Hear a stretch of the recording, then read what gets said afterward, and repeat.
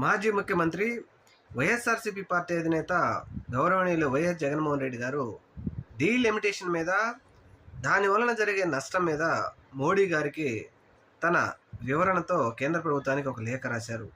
మరి ఆంధ్రప్రదేశ్ రాష్ట్రంలో ఉన్నటువంటి అధికార పార్టీ కానీ, లేకపోతే బీజేపీ పార్టీ కానీ, జనసేన పార్టీ కానీ ఈ డీలిమిటేషన్ మీద తన వైఖరి ఏంటో చెప్పలేదు. చెప్పకపోగా తిరిగి జగన్మోహన్ రెడ్డి గారిని నువ్వెందుకు స్టాలిన్ సమావేశానికి వెళ్ళలేదు అని తిప్పిపొడుస్తూ ఉన్నారు. ఒకవేళ వెళ్ళి ఉంటే జగన్మోహన్ రెడ్డిని బీజేపీతో దూరం చేసి మనం దగ్గరయ్యి జగన్మోహన్ రెడ్డిని ఏదో ఒకటి చేయాలని ఆశపడ్డారు.